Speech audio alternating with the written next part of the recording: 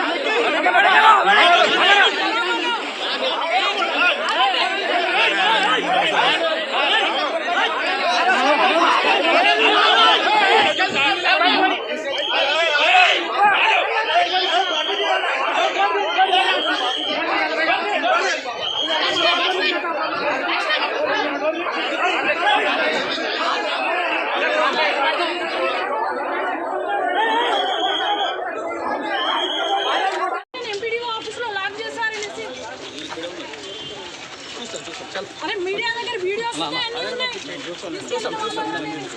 Sir ఆయన bit madam మీరు లోపల మీరు అంతే మీరు వెళ్ళండి మీరు వెళ్ళండి ఎవరెవరు నెట్టుకోండి 005 జస్ట్ ఇప్పుడే వాళ్ళని ఎక్కించి పంపించారు ఇంత దౌర్జన్యం అధికార పార్టీ అయితే మాత్రం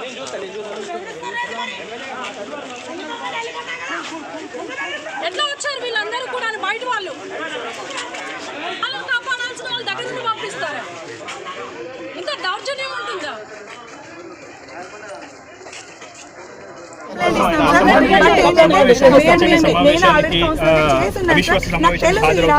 నాకు తెలుసు బట్ ఏంటంటే పోలీస్ ప్రొటెక్షన్ ఉంటుందన్న విశ్వాసంతో నేను మా డాడీని వదిలేశాను కానీ ఇక్కడ అట్లా జరగలేదు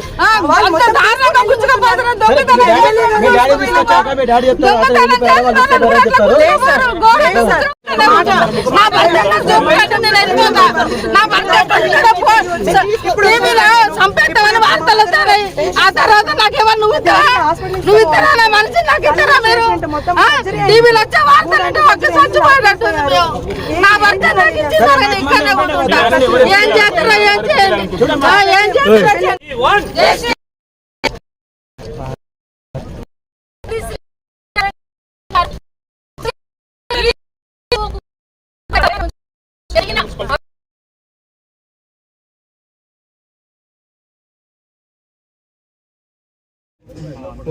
గౌరవ కలెక్టర్ గారు ఇల్లెందు మున్సిపాలిటీ ఇప్పుడున్నటువంటి చైర్మన్ దమ్మలపాటి వెంకటేశ్వరరావు మీద అవిశ్వాసం ఇచ్చిన తరువాత ఎన్నోసార్లు ప్రజెంట్ ఉన్న కౌన్సిలర్లు అందరూ కూడా భయభ్రాంతులకు గురి చేయడం జరిగింది.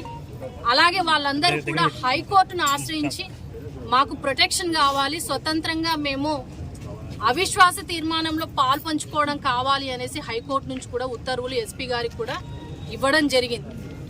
అయినప్పటికీ ఈరోజు మున్సిపాలిటీ దగ్గరికి వచ్చినటువంటి 17 మంది కౌన్సిలర్లలో కుక్కు నాగేశ్వరరావు గారిని స్వయంగా ఎమ్మెల్యే కోరం కనకయ్య గారు ఆయనే వచ్చి ఆయన అనుచరులతోటి లాక్కెళ్ళినటువంటి వైనాన్ని ఈరోజు రాజ్యాంగబద్ధంగా చట్టాలను అటు ప్రజాస్వామ్యాన్ని కాపాడవలసినటువంటి ఒక అధికార పార్టీ ఎమ్మెల్యే ఒక కౌన్సిలర్ ని కిడ్నాప్ చేసినటువంటి సంగతి ఈరోజు మీడియా అలాగే డిపార్ట్మెంట్ పోలీసు వారి సమక్షంలో జరిగింది.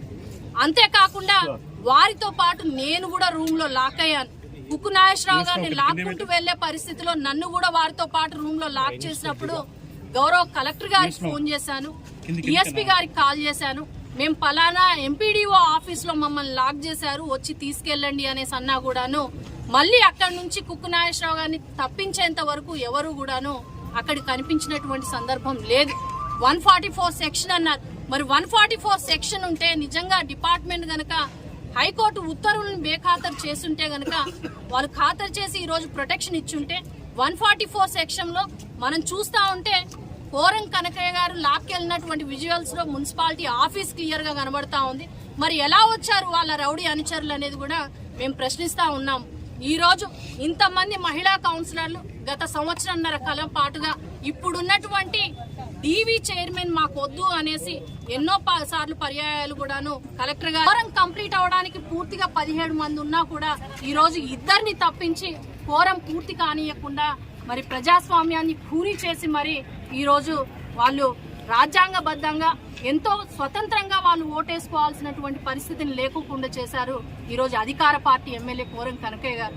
మేము ఒకటే మరి ఇప్పుడున్నటువంటి మహిళా కౌన్సిలర్లు అందరూ కూడా బెదురుతా ఉన్నారు, మా రక్షణకి ఎవరు బాధ్యులు అనేసి వాళ్ళు చెప్తా ఉన్నారు. మరి స్వయంగా లాక్కెళ్తున్నటువంటి ఫోటోలు కావచ్చు, వీడియోస్ కావచ్చు కలెక్టర్ గారికి పంపించడం జరిగింది.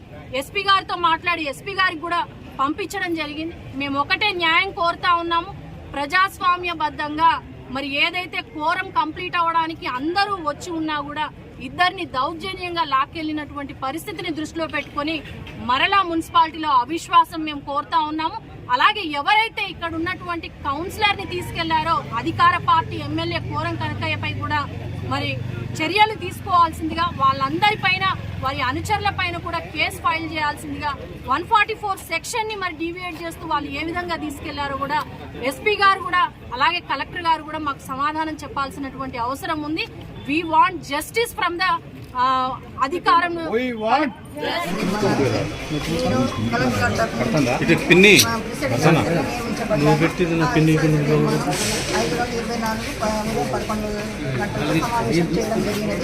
ఆ సమావేశంలో మనకి మొత్తం కౌన్సిలర్స్ మనకి 24 మెంబర్స్